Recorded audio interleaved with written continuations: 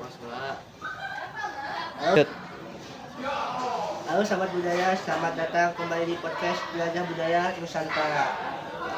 Bersama saya, Pak Akadina. Di sini kita akan mengupas tuntas tentang kekayaan dan keberagaman budaya yang ada di Indonesia. Dan saya Magdi Fadilah. Kali ini kita akan membahas topik yang sangat menarik, yaitu bagaimana budaya lokal beradaptasi dan berkembang di era digital. Dari yang tadinya hanya bisa kita nikmati di panggung, ini bisa ditonton di layar smartphone. Betul sekali Ahmad. Kalau dulu untuk melihat petunjuk tradisional kita harus datang ke sanggar atau acara adat. Sekarang cukup dengan satu ketukan jari kita sudah bisa menikmati di YouTube atau media sosial lainnya. Ya, dan ini menarik karena prosesnya tidak selalu mulus. Ada tantangan, tapi ada juga banyak peluang. Pertama kita lihat dari sisi positif dulu. Era digital ini kan membuka akses yang jauh lebih luas, jangkauannya tidak terbatas geografis lagi. Benar, seniman-seniman di daerah terpencil bisa menunjukkan karyanya ke seluruh dunia. Dampaknya, warisan budaya yang tadinya hanya dikenal oleh segelintir orang, ini bisa dikenal oleh banyak orang, bahkan dari luar negeri. Contohnya banyak ya, kita bisa lihat video-video tarian tradisional, upacara adat, atau bahkan tutorial membuat kerajinan tangan khas daerah di TikTok. Ini membuktikan bahwa kreativitas tidak terbatas oleh media.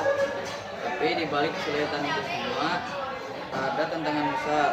Salah satunya adalah risiko hilangnya orisinalitas. Betul, originalitas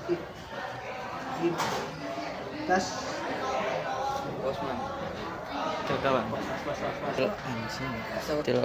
betul, originalitas itu penting. Budaya kan ada pakemnya, ada maknanya. Kalau hanya difokuskan pada konten yang tidak bisa, jadi makna aslinya malah terlupakan. Ya, misalnya tari-tarian yang dibuat versi cepat atau diremix agar menarik di sosial media. Orang jadi lebih fokus pada gerakan yang lucu daripada memahami sejarah dan filosofi di baliknya. Jadi, peran kita sebagai penikmat juga harus lebih bijak. Saya setuju. Lalu ada juga isu tentang hak cipta dan eksploitasi budaya. Konten-konten budaya lokal bisa saja dikomersilkan tanpa izin atau tanpa melibatkan seniman aslinya. Ini menjadi PR besar, terutama bagi pemerintah dan komunitas pegiat budaya. Harus ada edukasi dan regulasi yang jelas tentang bagaimana memanfaatkan media digital untuk kepentingan pelestarian, bukan hanya komersial.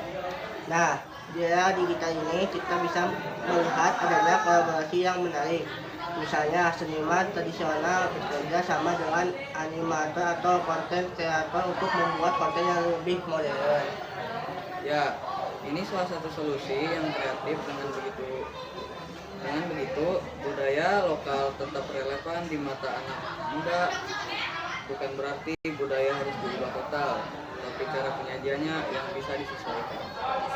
Benar sekali, jadi perpaduan antara tradisional dan modern ini bisa menjadi jembatan. Misalnya ada cerita rakyat yang dianimasikan atau pertunjukan musik etnik yang dikemas dalam bentuk proses virtual. Luar biasa. Dan kita juga melihat ada banyak komunitas yang memanfaatkan platform digital untuk berdiskusi, berbagi informasi, dan menggalang dana untuk pelestarian budaya. Jadi kesimpulannya, era digital memberikan pisau bermata dua di satu sisi. Ia membuka peluang besar untuk memperkenalkan dan melestarikan budaya lokal. Di sisi lain, kita harus hati-hati akan nilai-nilai luhur, jadi budaya itu tidak hilang. Dan peran kita sebagai audiens juga penting. Mari kita dukung konten-konten budaya yang otentik dan edukatif. Jangan hanya terfokus pada konten yang viral, tapi juga gali lebih dalam makna di baliknya. Terima kasih sudah mendengarkan Jajan Budaya di sana. Jangan lupa budaya. Sampai jumpa di episode berikutnya. Salam budaya.